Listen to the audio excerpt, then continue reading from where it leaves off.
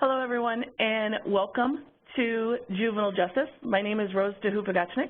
I am a professor for the class, and I'm really excited to be here and to start the quarter. To do that, to make sure everybody gets started on the right foot, I wanted to spend some time first going through Blackboard, and then I'm going to jump into the material that we'll be covering this week. So let's go ahead and get started. First thing I wanted to do is introduce you to WebEx. This is the platform that we use for both these live lectures as well as recorded lectures. So a couple things I wanted to point out to you. So in your upper right hand of your screen, you should be seeing a live stream of my face. If there were others on the call, you would see whoever was speaking being the largest, and then if folks had their webcams on, you would see them underneath it. There's also the opportunity for chat discussions during live sessions, and so that is the text box that I am pointing to under chat. The small arrow on your screen, the one thing I want to draw your attention to right here, on entry, your microphone is going to be muted most likely. This microphone should appear as red. That means you're muted. If it's not red, that means your microphone is live. So if you have kids screaming, phones ringing, all of that, we're going to hear all of that. So if you want to speak, just simply click on that microphone and it will unmute you. And then when you're done, please mute yourself as well. A lot of times the settings will be when you start the room or start the session, you will automatically be muted to avoid some of those problems. All right, so now I want to spend a few minutes reviewing Blackboard. So first and foremost, this is what your home page should look like. Now this is a copy of my home page, so yours might look just a little bit different, but for the most part, it should be pretty familiar. The one thing I want to draw your attention to is what I already have an arrow, and here I'm going to put another arrow on it, is this More button. So in this first text box is where the course announcements are. Every Monday, I post an announcement that explains my expectations for the quarter. Let me go ahead and go back. I jumped ahead there. And so by clicking on this More button, it's going to, obviously, I didn't stop my announcement after one incomplete sentence. So there is more there.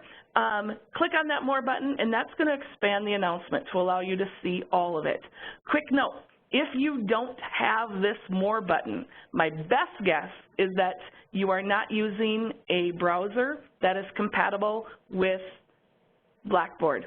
For the most part, Firefox is the preferred browser that you use. I use Chrome, and that seems to work pretty well as well.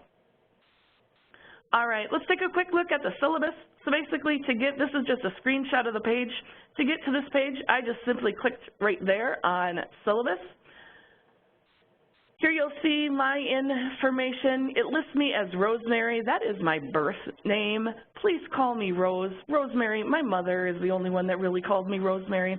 So please call me Rose on your title pages of your writing assignment. Feel free just to put Rose Pagachnik. As you'll see in my email, that is technically what my name is here.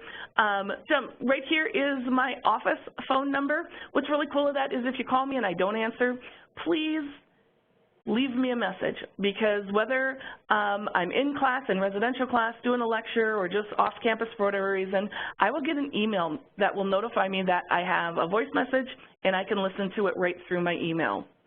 This right here is my external email. This is the same email that you get emails from your student advisors, campus type things. For the course, please use course messages. You see a tab right over here called course messages. That's what I want you to use to email me regarding course material. Now on this syllabus tab, again, this is just a screenshot, so I can't scroll down, but please scroll down. That's where you're going to find information on the course content, general course policies, and those types of things, grading scales, and the like. All right, so I already talked a little bit about it already. So again, right here is the course messages tab. going to open your screen to this. Again, this is where I'm going to communicate course-related materials to you, and this is what I would also like you to use to email me. To be quite honest, going back to that, let me go back just 1 second. Going back to this email right here, Friday after about 1 o'clock, I'm not going to look at that email again until Monday morning. However, on the weekends, I will be checking my courses at least once. Generally, I check them first thing Saturday morning and then again late Sunday afternoon. What I'm going to check is for course messages, folks with questions and those types of things. So this is where you're going to go to compose an email basically within the course to me. And this is your inbox will also show emails from myself, or if another student has emailed you, you will see it there as well.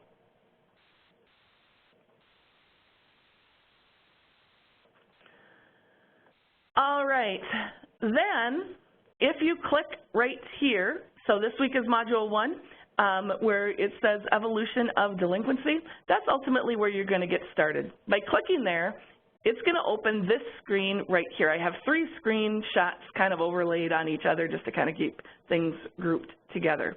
So when you click on this again, it's going to open to this.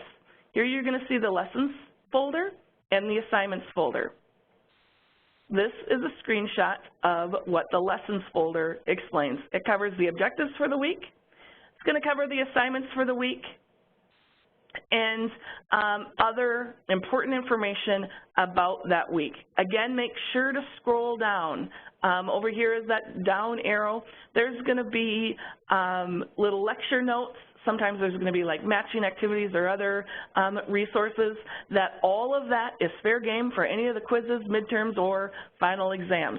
So make sure you are going through that this page thoroughly. But again, a link to your reading is going to be right here. What's nice about this course is there is no external ebook. All of the reading material is going to be embedded right here in this Lessons tab. All right, then the other link, going back to this original page, so again, all I did was click on Module 1, which opened to this page. Now I'm going to click on Assignments.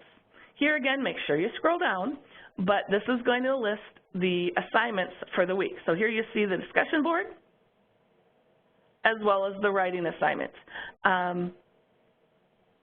Both of these are going to explain the assignments for the week. Again, scroll down on weeks that have a scroll button, because if there's a quiz, that's where you're going to access it from this page as well. Specific to the writing assignment, after you've read the instructions, after you've read the announcement that I post on Monday, every single Monday, again, I post an announcement that clarifies all of my expectations for the week. It also includes a rubric, and so you're going to want to have that handy when you're completing the writing assignment. Once you have it completed, you click right here, and that's going to bring you to the Dropbox where you can upload your assignment. Now, I have a screenshot of what this looks like. So all I did was, again, I clicked on that assignment explaining the writing assignment curfew laws. It's going to open up to this page. When you are saving your Microsoft Word document, please make sure you use the file format specified when you save as. So this is referring to the title that you give your document. So on your hard drive, jump drive, wherever you're saving your document as, make sure you use, and I know on this screenshot it's really small, but on the instructions right here, it's telling you how to save or what format you should title your document. The most important thing here is it should begin with your first initial and your last name. From there on, if you want to call it curfew laws, if you want to call it Mod 1 writing assignments, week, whatever you want to call it, just make sure that it begins with your first initial and last name. Because consider this, there's generally right around 30 people in our classes.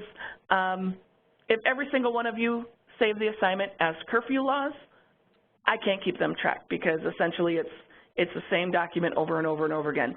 So please begin with your first initial and last name. Ultimately, in this comment section right here, when you go to this page, so you'll browse to your computer to find your file that has that file name. Comments, If you want to just say something, you know, my assignment for the week is attached, whatever you want to say there is just fine, and then you click on Submit, and that is how you upload your assignment to the Dropbox. All right, moving on to talk just a little bit about discussion forums. Now, ultimately, there are two ways you can get to the discussion forum in our class. The first way is through clicking on that module link. And again, remember that brought you to the lessons folder and the assignments folder. In that assignments folder is going to be a link that you can get to the discussion forum. Or you can simply click on this link called discussions.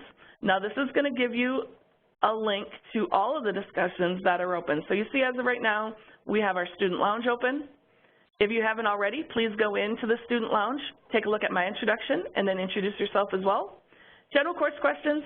If you have a question that you think everyone will benefit from the answer from, or you know, if there's something going on in the media that pertains to what we're talking about and you want to talk a little bit more about it, you can post it here and such.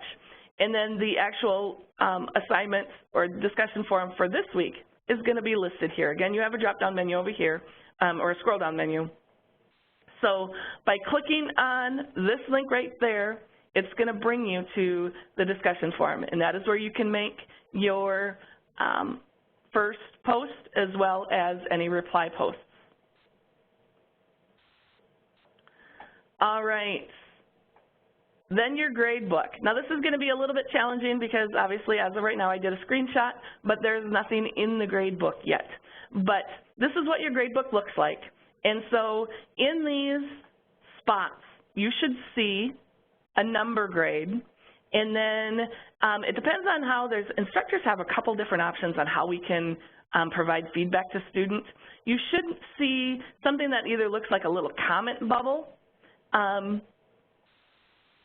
or you might see some feedback right in there. So essentially on your writing assignments, I grade in the format of, so I save your Microsoft Word document, I make my comments in text, both using comments within the document as well as a rubric at the end. And so on my feedback, you're going to see I'm going to type in, please see the attached, and then I'm going to link your document that has my feedback embedded to it. Your document, so I'm going to have the exact same file name that you gave it. Again, it should start with your first initial and last name, and with the exception of I add the word score at the end. So if needed, and you need to look at what you submitted versus what I submitted back to you, that's how you can tell which one is mine. It's going to have the word score at the end. All right, another feature of Blackboard is the calendar. You're going to see the link, and I have an arrow there, but I'll go ahead and put another one there. On the top of your screen in Blackboard, you're going to see the calendar. When you click on that, it's going to open up to this page. Now, this calendar is cumulative, so this is going to be all of your classes together. If you link on these individual entries, it's going to open up a pop-up menu, or a pop-up window, excuse me, that's going to show you more details on those specific assignments. For the most part, in my classes, the assignments, the week begins on Monday. Even though you might have access to them the previous Friday, technically the week begins on Monday. The first discussion post is due Tuesday. The second discussion post is due Saturday by the end of the day. And the actual assignments, whether it be writing assignment, project part, quiz, or any other assignment, is going to be due Sunday night. So the calendar is kind of nice because it's got all of your classes in one spot. One of my other favorite aspects of Blackboard is the Resources tab, which at the top of your screen, kind of right next to Calendar, is the Resources tab. When you click on it, it is going to open up this window right here. Now, in this Resources tab is a ton of information, so I want to draw your attention to just a couple things. If you need help, specifically with librarian help, so help with research or anything else library related, you have a couple ways of contacting them. One is that they have a live chat. You can talk to them during their live chat hours, And if it's a point where they think, you know what, let's talk face-to-face, whether it be over the phone or through a WebEx section such as this, they can send you a link to that. The library also holds several meetings, webinars, those types of things to help you get off to a strong start, help with APA, help with understanding your classes and those types of things. Again, scroll down, there's lots of great information in this particular tab. The one thing I want to talk about that seems to be challenging for many students is APA format. Now, APA format is required by the college, so this is going to be consistent in all of your courses. So if you click on here where it says APA Guide, and that's going to open to a very long page. Actually, again, this is a scroll down menu, so this first is the top of the page, and then I scrolled down so you can see kind of what the bottom of the page looks like. First and foremost, so APA format, of course, requires an APA formatted title page. You're going to get information on that down in here. It also requires in-text citation and a reference page. Now, every type of source, whether it be a newspaper, website, journal article, has a little bit different requirement as far as being listed in APA format. If you look here, there's lots of tabs of different options in APA format, so make sure you take a look at those. There's so many guides. If you look here, across here, there's lots of tabs you can click on to learn more. Again, here's some basics on APA format. Scrolling down again, here's another link to that Chat with a Librarian. Please note we also have a lot of tutoring help. We have resources such as the Writing Lab and Grammarly. Plus you can meet virtually with a tutor as well, or if you're at a campus or near campus, they might have some live tutoring hours on campus as well. And across here again, lots of resources to help with APA format. So make sure you spend some time and go through that APA guide. All right, if you have any questions, please take some time and play around with these features of Blackboard, because the better, we started Blackboard last quarter, so depending on when you started with Rasmussen, it's still relatively new. So play around with it. If you need to contact me, use that course messages option, and I will do the same. And let's go ahead and move on to the content for this quarter.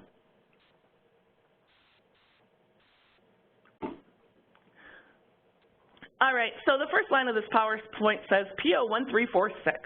What that is referring to is the performance objectives that are listed in your syllabus. So basically that syllabus is a contract between you and me and the college. And in that syllabus, several performance objectives are listed. I'm always going to refer to them at the beginning of the lecture just so you kind of know what we're covering. If you want to go to the syllabus and take a look at those, I would encourage you to do that. So ultimately what we're going to be talking about is measuring juvenile crime, and then a couple programs that deal with those measurements. And then I'm also going to touch on some correlates of delinquency. It's not necessarily covered in your reading assignment this week, but it's something that we're going to be talking about all quarter.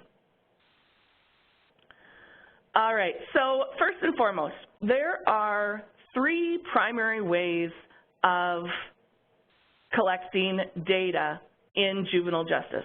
The first is the what we call the official data. This is collected by the UCR, the report is called the UCR. It's a Uniform Crime Report. It's collected by the FBI. This is the data that law enforcement agencies across the nation collect, and every year they have to report that information to the FBI. What's included in this report is what we refer to as index crimes. These are the Great 8.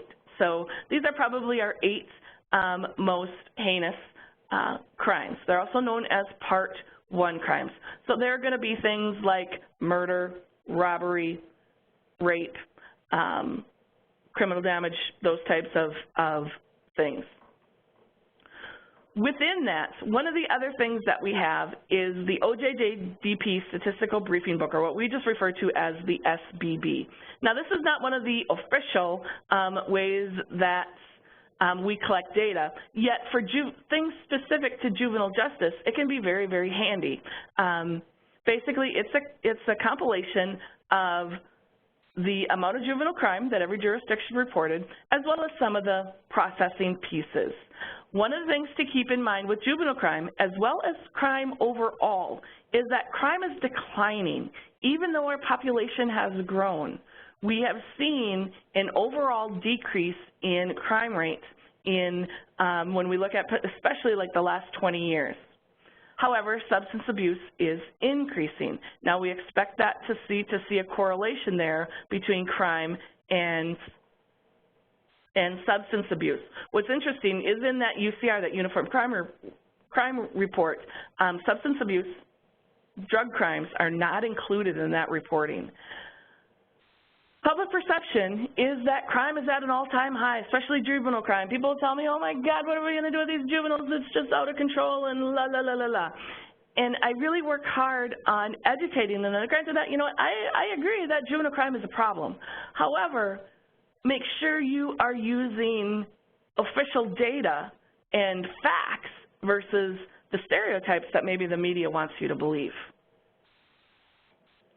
All right, the second way that crime is measured, or the second primary way is the way crime is measured, is through the National Crime Victims Survey. Now, this is collected by the Bureau of Justice Statistics, and ultimately, it asks people about their victimization, because of course we know not all crime is reported. Actually, you know, just over half of crime we believe is reported to law enforcement, which limits the accuracy of the Uniform Crime Report.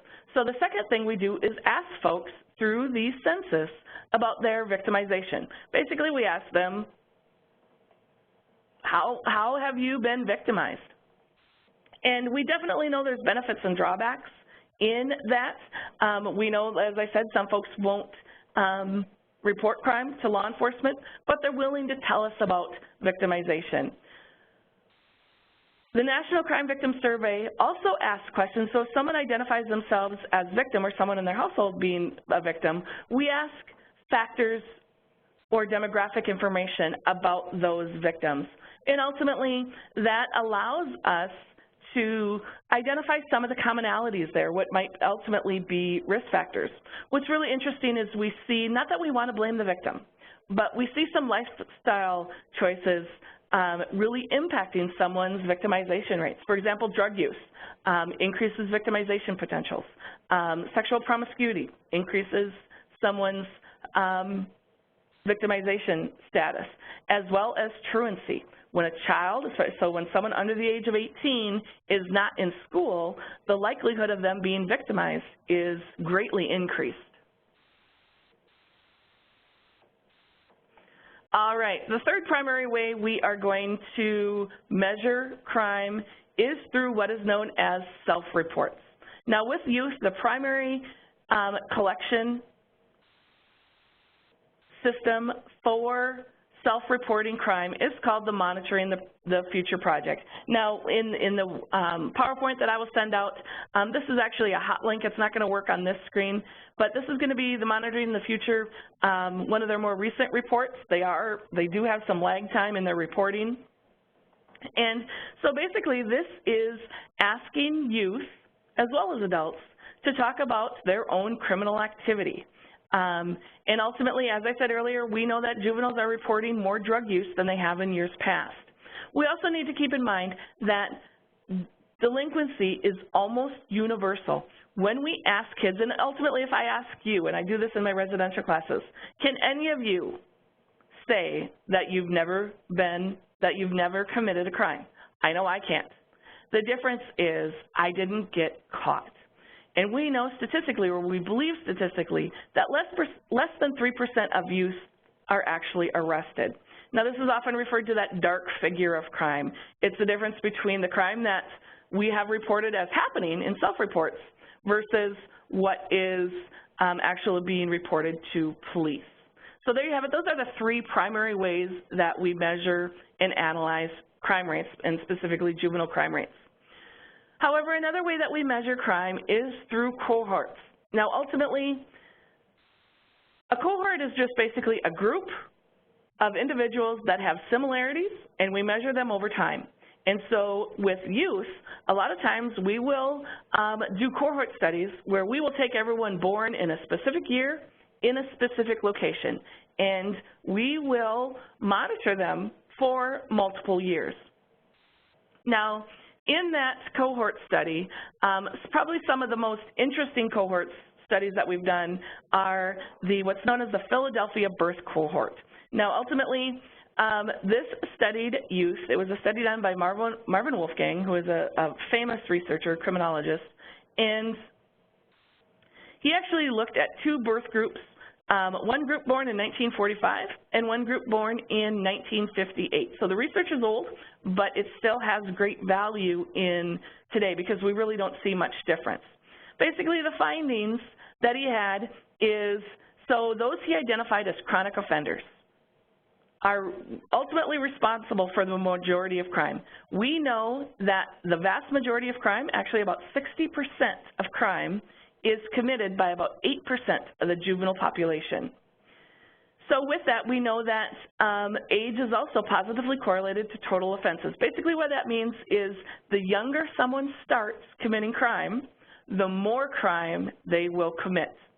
We also know that race, residential stability, and socioeconomics. Now, I am not arguing, and neither was Marvin Wolfgang, that race equals crime. However, what he found is that with some races, specifically minority races, had low residential stability as well as lower socioeconomic status, and that was positively correlated. We also learned that chronic juvenile offenders, and this hasn't changed, who have low IQs and poor school performance are also some of our most common juvenile delinquents. In following, so now again, he followed these youth through age 18 and then after age 18, and he found that kids who had chronic juvenile records or committed violent crimes as a juvenile went on to commit adult crime and had some of our highest rates of offending as adults. Of all the variables that he found that were positively correlated, he believed that socioeconomic status was the strongest variables.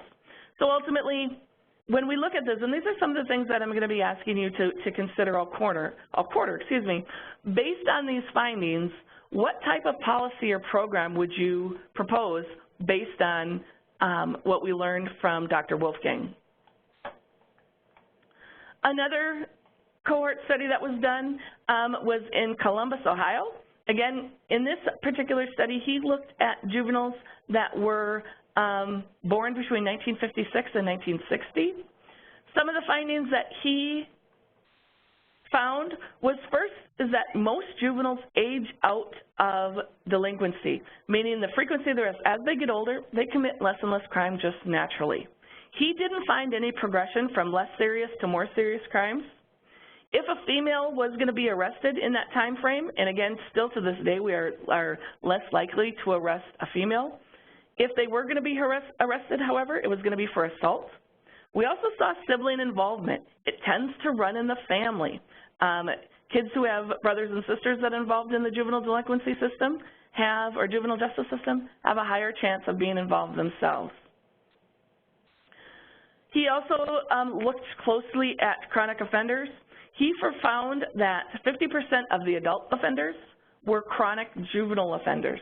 If we remove this group of individuals, our crime rate would go down by half.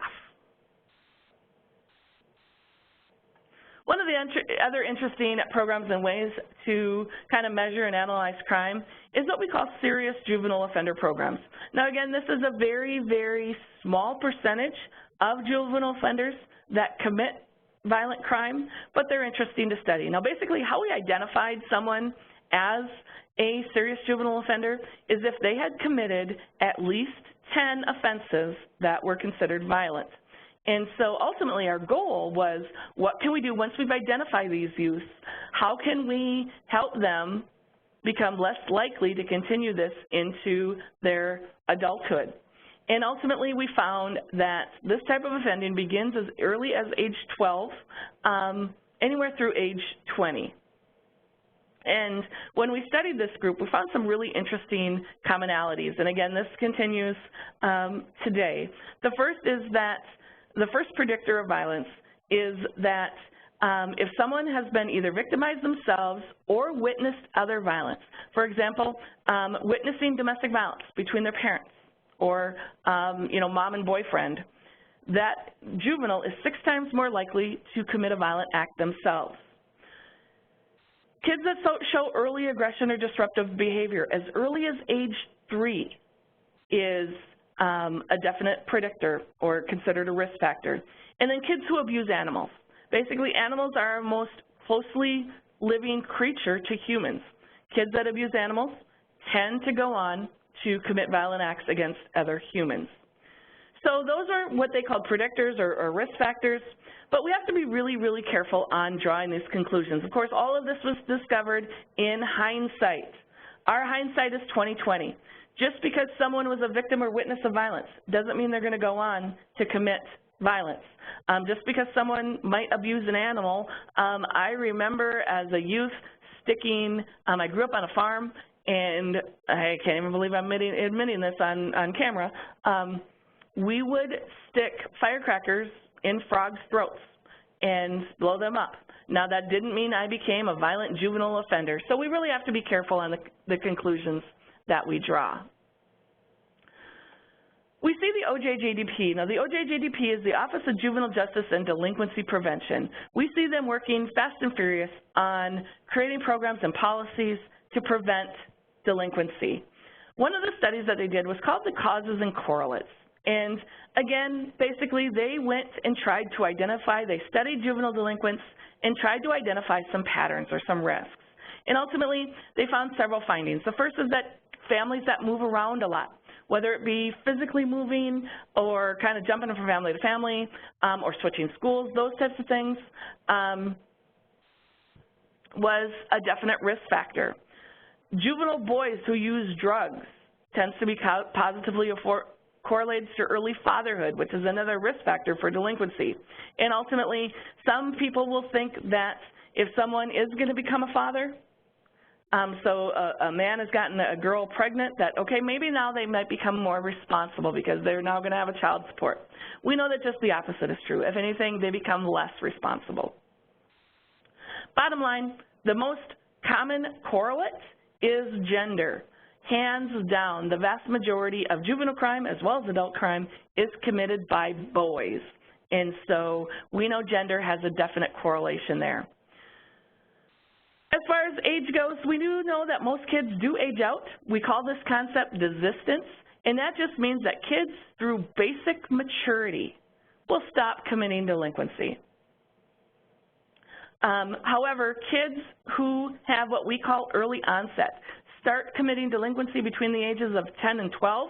However, we do see it as early as 7. Those kids generally will not desist. They are going to have the highest rates of offending. We know that incarcerating youth is ineffective. We can put them in a juvenile detention facility, and when they are released, most of them will go right back to committing delinquent acts. And so that's why other types of intervention, which we'll talk about all quarter, as well as prevention efforts, are given the most attention right now. So some of this I've already talked about. When I talked about age, again, some of those early warning signs, we know some of the behaviors as early as preschool and elementary behaviors can be correlated, but again, we have to be very, very careful. Not every child who acts out as a preschooler is going to become a delinquent. Again, cruelty to animals, I already talked about that. Covert acts, trying to hide things can sometimes be a correlate. School issues, especially in those early elementary years, kids should want to go to school. Kids who do not want to go to school in 1st, 2nd, 3rd, and 4th grade, sometimes that can be a warning sign. And then kids who are victimized at an early age is a definite warning sign. And again, our best programs are going to focus on protective and risk factors. We're going to talk about these all quarter, but basically protective factors are anything that keeps us away from delinquency. Risk factors are going to be things that make us more at risk for delinquency. As far as race goes, again, fact versus fiction, I've already talked about this. Race alone is not a risk factor.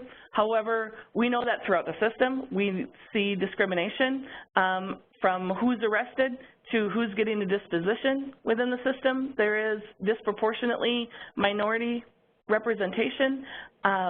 However, with that, we know that socioeconomic status, or what I just have as SES, basically kids who are poor have higher rates of delinquency.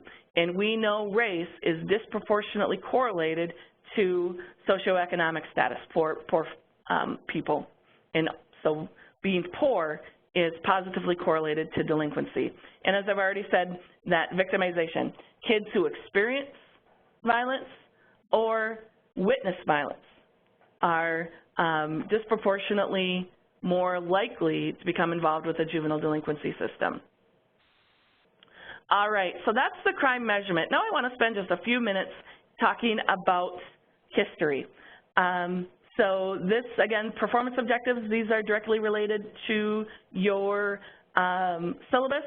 So I want to spend some time talking about at-risk kids, and then some of the history, and then ultimately what is referred to as the one-pot approach.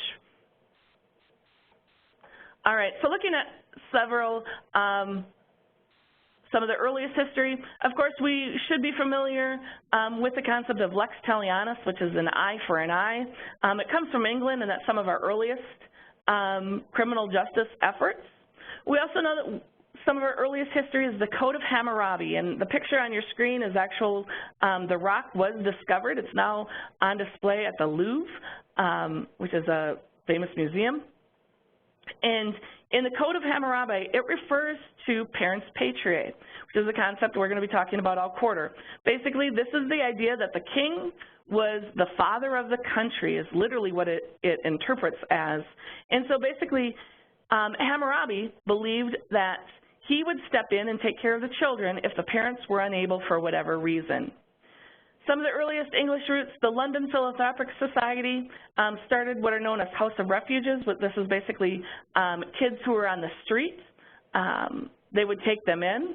And during this time, there was no due process. They looked at what the best interest of the child was and went with that. Moving to the United States, some of our earliest history, the Puritan period believed that children were sinful and went as far as passing what was known as the stubborn child law, which is self-explanatory. Ultimately, any challenges that were had were either handled within the family or the church. It was considered a private matter. What I think is interesting in 1818 is the first written link we can find where they acknowledged there was a link between delinquency and pauperism, which is just basically being poor. Moving through history, the refuge period, so the New York House of Refuge was opened in 1825, and again, they believed that children were sinful, and so these evil children needed to be taken out of their homes, or many of them were homeless, so were brought into these houses and needed strict discipline in order to have any chance of becoming a productive adult. We also saw the development of reform schools here. Basically, these were house of refuges that included an educational component. We also saw a group known as the child savers. These were women who were very wealthy and believed that they could provide the mother image that many of these children didn't have. They were the first to start talking about having a separate system for adults and juveniles. Now, it didn't happen until many years later, but they believed that juveniles should be helped rather than punished. One of the challenges with child savers is we know these women, these very rich women, took them into their homes, but ultimately a lot of these children became slaves, is really what it boils down to. All right, in 1899, we had our very first juvenile court established. So our first separate court from the adult system was established in 1899 in Cook County, Illinois. And it was really based after the medical model, saying we want to help kids and do what's in the best interest of the child versus punishing them, which is what the adult system was doing. All right. Now, the four categories. Now, often the juvenile justice system is considered the one-pot approach, and that's because in this one juvenile justice system, they handle four different categories of youth. The first is known as dependent crime. Now, these kids have committed no crime. Basically, their parents are absent for whatever reason. The parents died, and there's no family to take care of, or even if there's family, they first have to go through the juvenile justice system to get placed there, or parents are incarcerated. These are dependent kids, haven't done anything wrong themselves, but based on their circumstance, are managed through the juvenile justice system. This system also handles neglected and abused children. Now, I live in Minnesota, and we have what are called CHIPS, and these are children in need of protective services. Now, again, these children have not done anything wrong. However, we know that these children are often the most at risk of becoming delinquent themselves. And so some of them have experienced court or physical discipline in the past. And so they need some intervention from the juvenile justice system. And we also know that many of these kids suffer from what is known as battered child syndrome. And again, we know the effects of trauma on youth is huge. And when I send out the PowerPoint, you'll be able to click on and watch this video. All right, the third category covered by the juvenile justice system is status offenders. These are things that are only problems because of their age. So things like substance abuse. So smoking, alcohol, and marijuana in states that have legalized it. Of course, smoking is 18, alcohol is age 21. So this is a status offense simply because of their age. As an adult, as long as you meet those age guidelines, it's not criminal. We also know curfew violations. As an adult, I don't care what time you get home, but as a youth, we do care. And basically, there's been several studies that show cities that have curfews have lower burglary, theft, and assault rates among juvenile offenders. Now, there is a Supreme Court case. It's called Schleifer versus Charlottesville. This is a Supreme Court case that basically the Schleifer family challenged the city of Charlottesville and said, your curfew is unconstitutional. As a parent, I should be able to decide when my kid comes home. Basically, the U.S. Supreme Court agreed with Charlottesville and said, based on community interests, it is constitutional for cities to dictate when children need to be at home. Your writing assignment is going to have you take a closer look at your local ordinance on curfews. So I'll talk about that in just a little bit. And again, statistics, we know that cities that have curfews have lower rates of juvenile offending. Other types of status offenses, running away. We know that running away is a possible indicator of abuse in the home, and so we pay attention to it for a couple different reasons. The vast majority of runaways are female. Truancy. Again, in college, no one cares whether or not you show up for class. It's in your best interest too, but if you don't, that's a decision you get to make. In the juvenile justice world, we will handle you through the juvenile justice system for chronic truancy. Most truants are less than age 15. That's a little bit of a trick question because many states at age 16 don't require kids to go to school anymore. However, in Minnesota, we have what are known as compulsory attendance laws. Basically, this means that kids need to be in school until age 18 or until they obtain a degree. And we are the second lowest in truancy rates across the nation. And ultimately, we really focus on truancy because we know the studies have found that kids who experience school success have the lowest rates of delinquency. All right, moving on to that fourth category is delinquency. This is when a juvenile commits an act that if they were an adult, it would be criminal. Of all four of these categories, this is the only category that constitutes a crime. A status offense is not classified as a crime. All right, back to history, just for a brief moment. Looking again, kind of going through the timeline. In the early 40s and 50s, we did see our crime rates increase, and so in response to that, we created juvenile units among law enforcement. And ultimately, what that happened is we saw more kids be incarcerated, and which caused problems in of itself. It was during this time we really looked at criminology as well, which is the study of theories of crime. And we found that family relations and aggressive personalities were positively correlated to juvenile delinquency. Clumping the next 30 years together, I really call it chaos in construction. This is really when we started to focus on prevention. Being reactive, as we had in years past, wasn't working.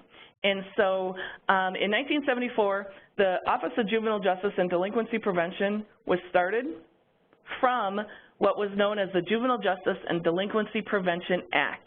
And basically the main goal of this act and this office is to prevent juvenile delinquency. We know that if we can prevent juvenile crime from the get-go, we're going to be 10 steps ahead. Once juvenile delinquency happens, it becomes really, really difficult to prevent recidivism, and so we really focus on crime prevention. All right, prior to the juvenile justice system being developed and some Supreme Court cases that we'll talk about throughout the quarter, we know that juveniles did not have the same rights as adults did in court. We saw a lot of that change through Supreme Court cases as well as constitutional acts. We also saw institutionalization happening, and ultimately if we couldn't prevent crime, we would incarcerate them. However, in the 1980s, we quickly learned that kids who are incarcerated had extremely high recidivism rates. So we really started to consider other options. In the 1990s, we saw our gang volumes explode, and so we really focused on getting tough, especially on these particular youth involved with gangs. We also started to see an increase in transferring kids to the adult court. Today, basically, we have a combination of all of this. We still see the medical model. We still focus on rehabilitating youth, but we want to also hold them accountable.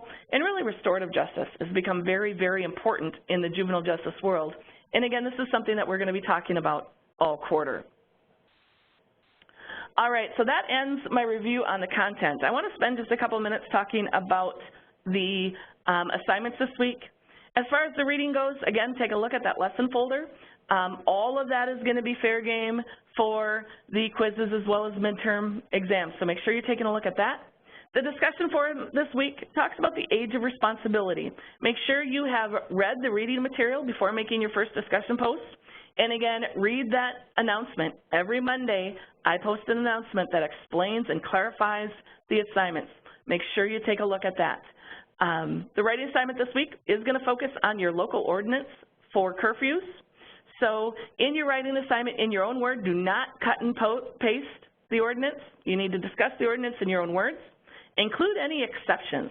For example, one exception that I see in most ordinances is that if a child is running an errand for a parent, it's okay.